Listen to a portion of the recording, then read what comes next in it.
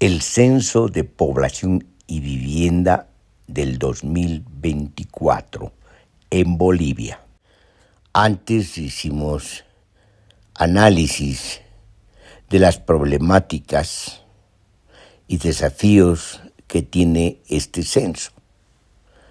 Los antecedentes problemáticos no resueltos en el llamado Censo de Población y Vivienda del 2012, que desde mi punto de vista no se ha realizado porque no hubo actualización cartográfica y tampoco se tenían las condiciones de posibilidad técnicas adecuadas. Pero no queremos volver sobre lo que ya dijimos y expusimos en audiovisuales y en entrevistas. Vamos a concentrarnos en el censo del 2024 que se va a dar lugar el 23 de marzo. Uno de los problemas que tropezaba el censo del 2024 era la actualización cartográfica. El mismo problema que tuvo el censo del 2012. Sin embargo, se dice que se ha logrado la plena actualización cartográfica del país, es decir, de la geografía política de Bolivia, y en la geografía política de Bolivia, de la geografía poblacional, de la geografía humana. Y esto equivale a haber completado no solamente la cartografía digital de las ciudades, sino la cartografía digital del área rural. Es decir, esto implica no solamente las capitales departamentales, sino las capitales intermedias, provinciales, las ciudades intermedias y además las poblaciones dispersas, teniendo en cuenta que tenemos poblaciones en crecimiento, en áreas que pueden considerarse rurales o urbanas o en transición urbana, como por ejemplo San Joaquín al norte de Santa Cruz, el Chapare, toda la región del Chapare, que tiene una población importante, así como la población de la Asunta. Tenemos poblaciones intermedias que han tenido un crecimiento migratorio importantísimo. Y esto supone además una transformación del perfil demográfico de los departamentos, sobre todo por la migración interdepartamental, que supone también una migración interprovincial. Aquí comienzan los problemas. ¿De qué manera comienzan los problemas? Se tiene en la boleta censal sobre todo el capítulo de la migración internacional, pero no se tiene un capítulo sobre migración interdepartamental, el de la migración infranacional, aunque obviamente en las características de las personas se le pregunta dónde nació y dónde vivía el 2019. Pero eso no basta, pues. Se necesitan una serie de preguntas que logren captar, si ustedes quieren filtrar, captar información que corresponda a los movimientos poblacionales interdepartamentales y a los movimientos poblacionales provinciales, sobre todo en lo que respecta a esta transformación urbana, pero también las transformaciones rurales, como hemos dicho anteriormente. Entonces aquí tenemos ya una falencia, y esa falencia está en la boleta censal. Además, no hay que olvidar que no estamos completamente seguros que hay una actualización cartográfica completa. Es decir, que las condiciones de las herramientas e instrumentos de la cartografía digital hayan sido manejados con experticia. No lo sabemos, pero no vamos a discutir por el momento ese tema hasta tener mayor información. Si fuera el caso de que no se ha completado la actualización cartográfica, ya tenemos problemas, ¿Por qué? Porque la condición sine qua non indispensable de un censo de población y vivienda es precisamente la actualización cartográfica. Pero de esto hemos discutido harto en los escritos, en los ensayos, en las posiciones que hicimos antes. Para aclarar, el objetivo no es ahora, en este momento, en esta exposición, cuestionar el censo de población y vivienda del 2024, sino, inclusive si tuviera falencias, ¿no? Coadyuvar a que haya un censo, convocar a la población a ayudar de que el censo de población y vivienda se realice efectivamente y con la mayor cobertura posible, y la mayor cobertura ideal es la cobertura completa. Entonces la población tiene que ayudar. Y en este sentido se acerca más a una convocatoria a apoyar el censo de población y vivienda, contemplando la constitución política del Estado, que establece un sistema de gobierno de la democracia participativa, pluralista, es decir, directa, comunitaria y representativa, que establece además la participación social y el control social. Eso equivale a la construcción colectiva de la ley, a la construcción colectiva de la política, pero además implica precisamente la participación directa de la población. Es decir, la población está en condiciones de hacer su propio censo también. Esto implica también convocar a hacer censos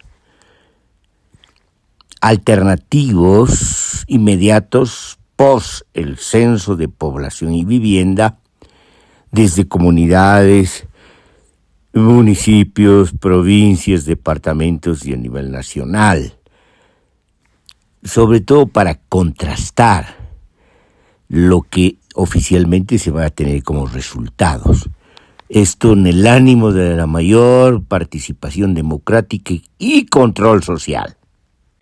En una declaración del ministro de Planificación, donde ha presentado a la comisión de alto nivel, donde está el CELAD, la CEPAL, el Banco de Desarrollo, como coadyuvantes de esta comisión de alto nivel. El ministro ha dicho que se trata de el censo más participativo. Bueno, no se sabe por dónde, porque la participación de la población brilla precisamente por su ausencia.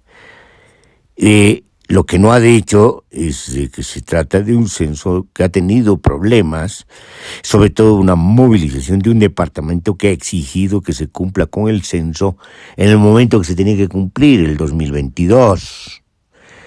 Y se ha reprimido de una manera sañuda a esa población, al departamento de Santa Cruz, pero se ha conseguido que se ponga fecha para el censo, que es la fecha que es la del 23 de marzo del 2024. Es decir, en la medida que se omite lo que ha ocurrido, se omiten los hechos y se hace una propaganda gubernamental, obviamente empiezan los nubarrones que encubren precisamente lo que ocurre realmente en el censo, que esperemos que no sean demasiado problemáticos, que obstaculicen el libre desenvolvimiento del censo.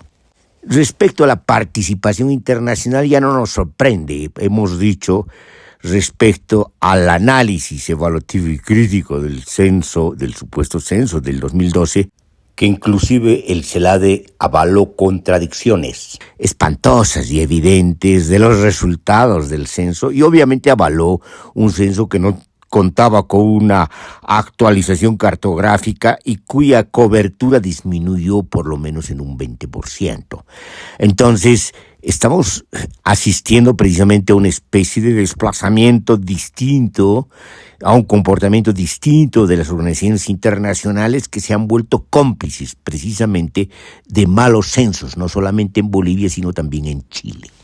Hay pues una transformación de los organismos internacionales que si bien antes garantizaban objetividad, idoneidad y sobre todo capacidad técnica, ahora se han convertido en organismos internacionales que avalan lo que hacen los estados y los gobiernos, altamente comprometidos en políticas que afectan a las poblaciones, a las sociedades y a los pueblos.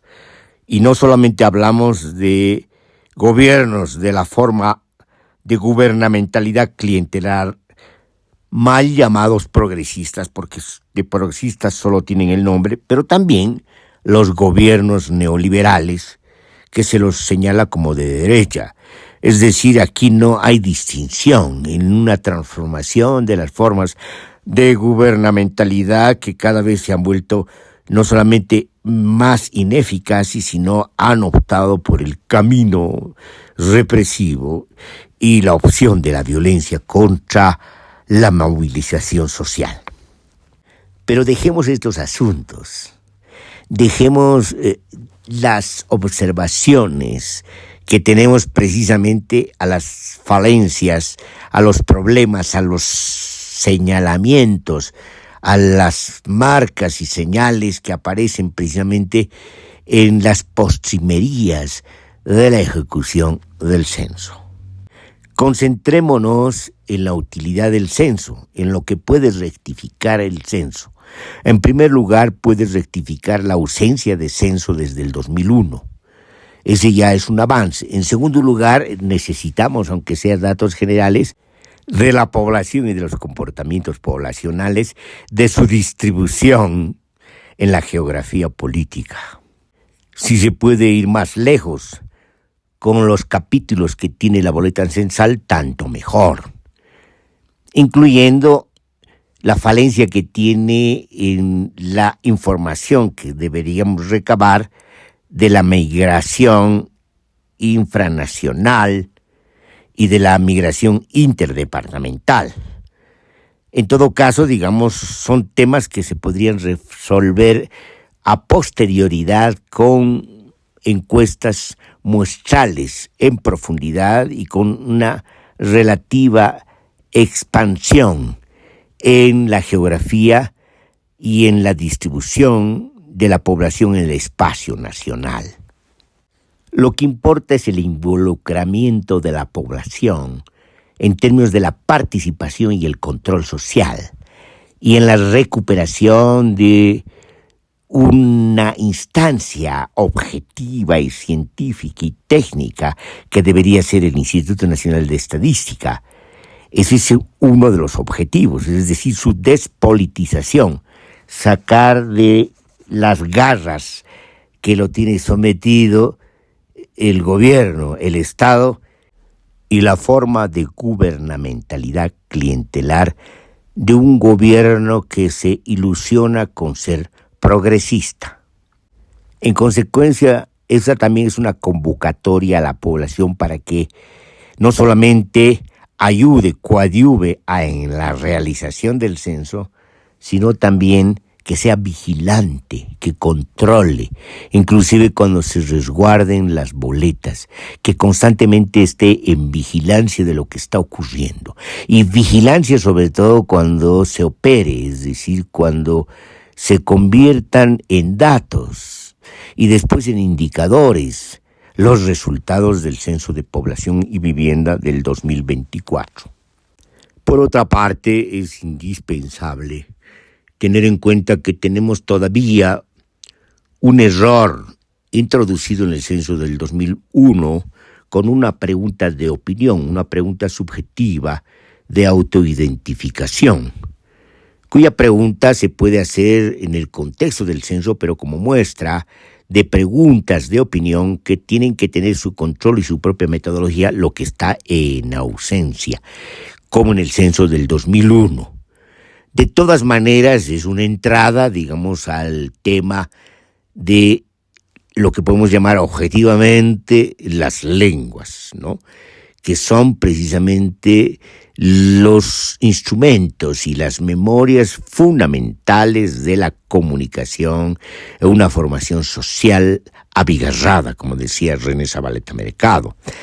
Es importante al respecto saber qué pasa con las lenguas, pero no vamos a poder saber qué pasa con las lenguas porque no hay una encuesta lingüística aquí y no hay controles lingüísticos. No sabemos, digamos, el alcance del manejo de las lenguas, el alcance de la pérdida de las lenguas y sobre todo el alcance de lo que implica la autoidentificación, que puede ser más bien retórica que auténtica, sobre todo en un contexto donde las comunidades, los territorios indígenas de tierras bajas y de tierras altas están amenazadas por una colonización expansiva, la continuidad de la colonización en la época atroz de una modernidad tardía, donde avanzan de manera expansiva sobre los territorios indígenas, los avasallan, donde avanzan sobre las cuencas, los ríos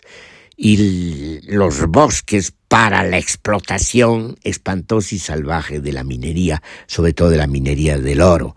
En este contexto, que requiere básicamente no solamente la resistencia, sino la defensa, no solamente de las organizaciones orgánicas, auténticas, de las poblaciones, pueblos indígenas y naciones indígenas, sino también de toda la población, porque precisamente toda la población está comprometida con su propio futuro, está comprometida a partir precisamente de la lectura de la Constitución de ser una transición de Estado plurinacional, comunitario y autonómico.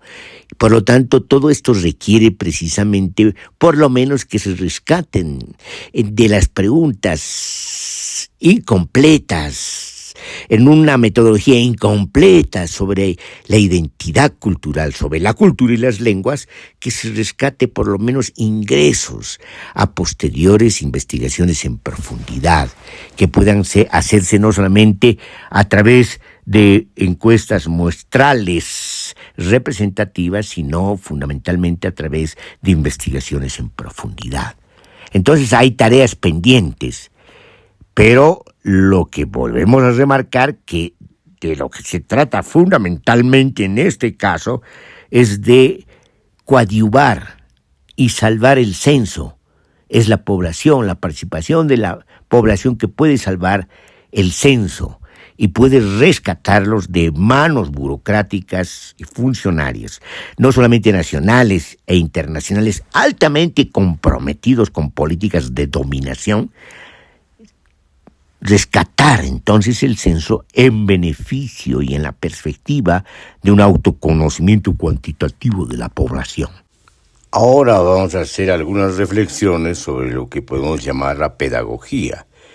Antes hablábamos de pedagogía política, pero también podemos hablar de una pedagogía demográfica, en el sentido de que la población que se convierte en objeto del censo de población y vivienda y del análisis demográfico sea más bien sujeto, es decir, sea protagónica de la cuantificación, de la construcción de indicadores, de la interpretación de los indicadores y de los fenómenos socioeconómicos demográficos y etnodemográficos. Y en ese sentido podemos precisamente plantear más bien que tenemos que ir avanzando hacia una pedagogía demográfica donde la población se convierta en autogestora de los censos de población, del autoconocimiento cuantitativo, pero también del autoconocimiento cualitativo, es decir, que se independice de las mediaciones y de los mediadores y de los representantes, que la población, en este caso el pueblo, se asuma, como diría Kant, como mayoría de edad, es decir, que haga uso crítico de la razón. Yo creo que por ahí hay que ir y empezar a asumir precisamente con los instrumentos que se tienen ahora al alcance el protagonismo del pueblo, de la población, de las sociedades, de las comunidades, en su autogestión, en su autogobierno y en el autoconocimiento de sí mismos y de la realidad efectiva, integral, y sobre todo en la perspectiva de la defensa de la vida y de la construcción de las sociedades ecológicas.